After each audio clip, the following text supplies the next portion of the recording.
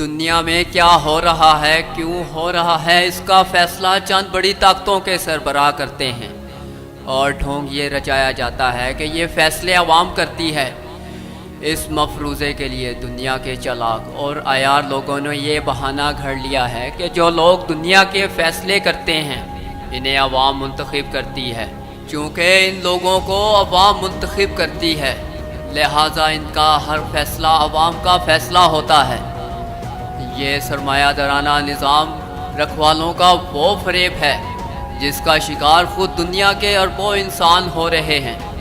حکمرانوں کے نامعقول فیصلوں کو روکنے کے لیے اقوام متحدہ کا ایک بے اختیار ادارہ بنایا گیا جو عملاً بڑی طاقتوں کے مفادات کا نگہبان ہوا۔ دنیا میں اب تک جتنی جنگیں ہوئی اس کے فیصلے چند بااختیار حکمرانوں نے کیے، اور کہا یہی جاتا رہا کہ یہ فیصلے عوام کے ہیں، کیونکہ فیصلے کرنے والوں کو عوام منتخب کرتی ہے۔ دنیا میں لڑی جانے والی بڑی جنگیں، جن میں 2 عالمی جنگیں بھی شامل ہیں، چند حکمرانوں کی مرضی کا نتیجہ ہیں۔ کیا پہلی اور دوسری عالمی جنگیں شروع کرنے والے عوام ہیں؟ کیا جاپان کے 2 شہروں ناگاساکی اور ہیروشیما پر ایٹم بم گرانے کا فیصلہ عوام نے کیا تھا؟ نہیں، بلکہ امریکہ کے اس وقت کے صدر ٹرومن نے یہ فیصلہ کیا تھا۔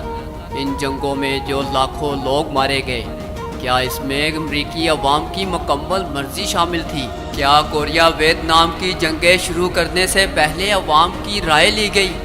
کیا عراق اور افغانستان پر حملوں سے پہلے امریکی صدر نے امریکی عوام سے اجازت لی تھی؟ سارے سوالوں کا منہ جمہوریت کے نام سے بند کیا جاتا ہے۔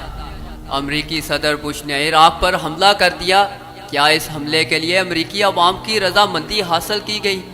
عراق پر حملے کے لیے بش نے صدام حسین پر جو الزام تراشے وہ سب غلط ثابت ہو گئے۔ کیا امریکی عوام نے صدر بش کے اس فراڈ کا مواخذہ کیا؟ عراق پر اس حملے میں ہزاروں عراقی بے گناہ مارے گئے، کیا اس فاقانہ جرم کی سزا بش کو دی گئی؟ کیا صدام کو پھانسی دینے میں امریکی عوام کی مرضی شامل تھی؟ اب اسرائیل امریکہ نے ایران پر حملے کا منصوبہ بنا لیا ہے۔ ذرائع کے مطابق ایران پروجیکٹ کا نام اسرائیلی آرمی نے امریکی جنرل سے مشاورت کے ساتھ پیش کیا، ایک ایسے وقت میں جب روس اور امریکہ کے درمیان اسرائیل کی سرحد کے قریب شمالی علاقوں میں ایرانی ملیشیا کو دور رکھنے کی باتیں ہو رہی ہیں۔ اسرائیلی میڈیا نے انکشاف کیا ہے کہ اسرائیل اور امریکہ نے ایران پر حملے کا منصوبہ تیار کر دیا ہے۔ کیا اس نئی جنگ کی اجازت بھی عوام سے لی گئی ہے؟ دنیا پر انسانوں کی نہیں، جنگ پسندوں کی برتری قائم ہے۔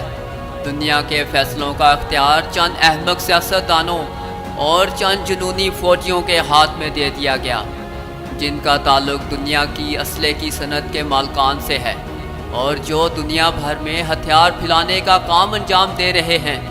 ان کے ایجنٹ ساری دنیا میں پھیلے ہوئے ہیں، جو دنیا کے ملک کو جنگ کے خوف میں مبتلا کر کے اربوں کے اسلحوں کی تجارت کی راہ ہموار کر رہے ہیں۔